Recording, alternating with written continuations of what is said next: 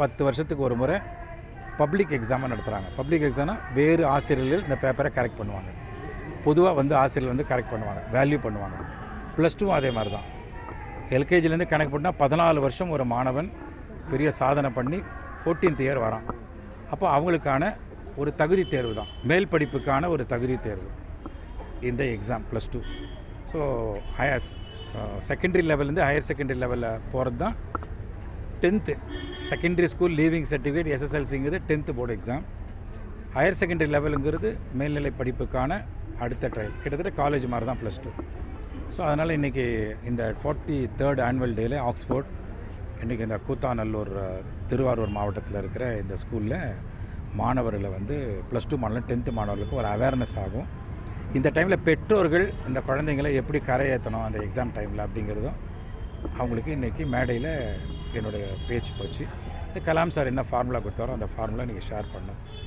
அந்த விரதம், வாட்ஸ்அப் விரதம், யூடியூப் விரதம், அப்புறம் செல்ஃபோன் விரதம், டிவி விரதம், அப்புறம் ஃபேஸ்புக் விரதம், இந்த விரதத்தெல்லாம் கொஞ்சம் கடைபிடிச்சி கொஞ்ச நாளைக்கு எக்ஸாம் முடிஞ்சதுக்கப்புறம் அவங்க என்ஜாய் பண்ணுங்கடா அப்படின்னு சொன்னோம்.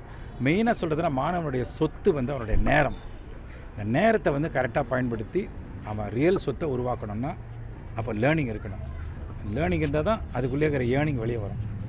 லேர்னிங்கில் வந்து எல்லாம் கட் பண்ணிக்கிற ஏர்னிங் தானே, பணம் சம்பாதிக்கிறது தானே எதிர்காலத்தில். வெறும் பணம் மட்டும் சம்பாதிச்சா போதுமா? ஒழுக்கம் வேணும். மாணவர்கள் வந்து மற்றவங்கள்ட்ட எப்படி நடந்துக்கணும், மற்றவங்க எப்படி உதவி பண்ணணும், இந்த ரெஸ்பான்சிபிலிட்டியை தான் மாணவர்களுக்கு இன்றைக்கி நம்ம இந்த 10th மாணவர்களுக்கும் +2 மாணவர்களுக்கும் சொல்லிக் கொடுக்கணும். நான் ரொம்ப பாராட்டுறேன். நான் முதல்வன் திட்டம் வந்து தொடரணும்.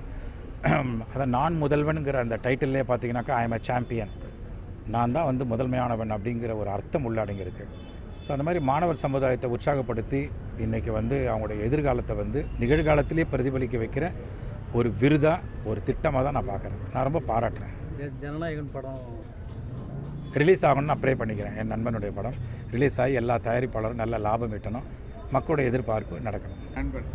என்னுடைய நண்பன் விஜய் வந்துட்டு பார்த்திங்கன்னா ஆரம்பத்தில் இளைய தளபதினு அவங்க அப்பா வந்து ஒரு டைட்டில் கொடுக்குறாரு. அந்த டைட்டில் வந்து சினிமாவுக்காக கொடுத்த ஒரு என்கரேஜிங் டைட்டில். அது இன்றைக்கி தளபதியாக மாறி மக்களால் அலங்கரிக்கப்படுது, ரசிகர்களால். அந்த ரசிகருடைய பேரண்ட்ஸு, அவங்களுடைய முன்னாள் தலைமுறை, இனிவரும் தலைமுறைகளுக்கெல்லாம் இன்றைக்கி வந்து அரசியல் ஆளுமையை காட்டுறதுக்காக அவர் இறங்கியிருக்காரு. அவருக்கு என்னுடைய வாழ்த்துக்கள். அவர் அதை பர்ஃபெக்டாக பண்ணுவாருங்கிறத ஒரு நம்பிக்கை இருக்குது. அதுக்கான ஆற்றல் அவருக்கு கிடைக்கணும்னு நான் வேண்டிக்கிறேன்.